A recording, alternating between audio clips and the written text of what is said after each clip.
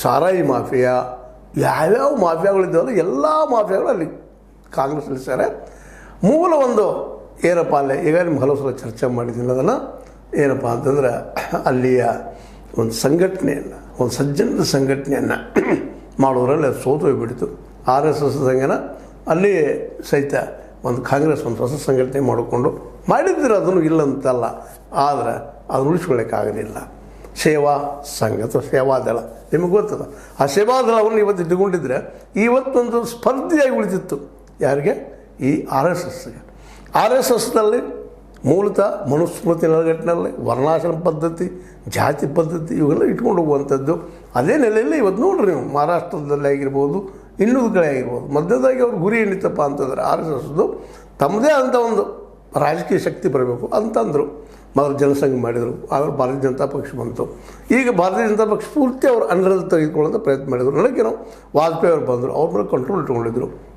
ನಮ್ಮ ಇವರು ಹಿಂದೆ ನಮ್ಮ ಅವ್ರ ನಂತರ ಬಂತಿರುವಂಥ ಇನ್ನೊಬ್ಬ ವ್ಯಕ್ತಿ ಉಪ ಪ್ರಧಾನಿ ಅಂತ ನಿಮಗೆ ಗೊತ್ತಿದೆ, ಅವರು LK ಆದ್ವಾನಿ ಅವರು ಒಂದಿಷ್ಟು ಜಿನ್ನಾರ ಬಗ್ಗೆ ಒಂದಿಷ್ಟು ಮಾತಾಡಿದಾಗ ಅವ್ರನ್ನೂ ಬದುಕಿ ಸೇರಿಸಿದ್ರು.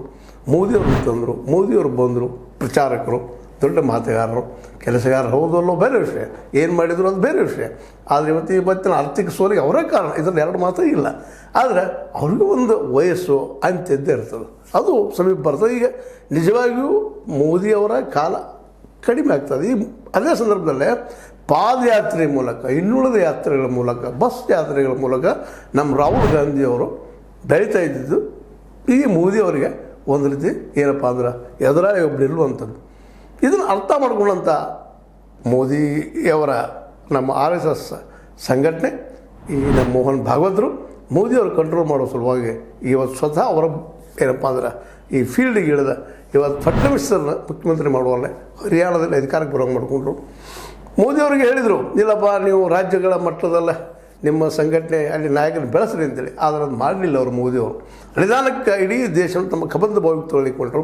ಅದರ ಕಾಲ ಜೊತೆಗೆ ಸಂಘಟನೆ ಬೇರೆ ಇತ್ತು. RSS ಅವರಿಂದ ಒಂದು ಸ್ವಲ್ಪ ದೂರ ಇಟ್ಟು ಅವ್ರ ಶಕ್ತಿ ತೋರಿಸಿ ಎಷ್ಟಂದ್ರೆ ನಿಮ್ಮದು ಅಂತೇಳಿ ಲೋಕಸಭಾ ಚುನಾವಣೆಯಲ್ಲಿ 400 ಪಾರ್ ಹೋಗಿ 240 ಬಂದಿದ್ದಾಗ ಅವ್ರಿಗೂ ಗೊತ್ತಾಯ್ತು. ಈಗ ಅನಿವಾರ್ಯವಾಗಿ ಮೋದಿಯವರಾಯ್ತು, ಶಾ ಅವರಾಯ್ತು, ಅವ್ರು ಹೇಳೋದಕ್ಕೆ ಕೇಳುವಂಥ ಪ್ರಸಂಗ ಇವತ್ತು ಬಂದಿದೆ.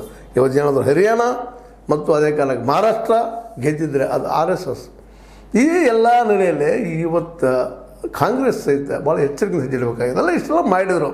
ಒಬ್ಬ ರಾಹುಲ್ ಗಾಂಧಿ ಪಾದಯಾತ್ರೆ ಮಾಡಿದರು, ಬಸ್ ಯಾತ್ರೆ ಮಾಡಿದರು, ಜನ ಸಂಘಟನೆ ಮಾಡ್ಕೊಂಡಿದ್ರು, OBC ಬಗ್ಗೆ ಮಾತಾಡಿದರು. ಜೊತೆಗೆ ಇವರಿಗೆ ಒಂದು ಮೋದಿಯವರ ವ್ಯಕ್ತಿತ್ವವನ್ನು ಮೀರಿಸುವಂಗೆ ಇವರು ಬೆಳೀಲಿಕ್ಕೆ ಶುರು ಮಾಡಿದರು. ಇದನ್ನು ಅರ್ಥ ಮಾಡ್ಕೊಂಡಂತಹ RSS ಇವತ್ತು ಎಲ್ಲರೂ ನಾವು ಮೀಸಲಾತಿ ವಿರೋಧಿ ಎಲ್ಲಪ್ಪ ನಾವು ಅಂತ ಹೇಳ್ತಾ ಶುರು ಮಾಡಿದರು. OBC ಬಗ್ಗೆ ಮಾತಾಡೋಕೆ ಬಟಂಗೆ ಅಥವಾ ಕಟಂಗೆ ಅನ್ನುವಂಥ ಶಬ್ದ ಹುಟ್ಟಾಕಿದ್ರು. ಹುಟ್ಟಾಕೋದಷ್ಟೆಲ್ಲ ಮುಚ್ಚಿಸಿದ್ರು ಜನಕ್ಕೆ ಹೋಗಿ.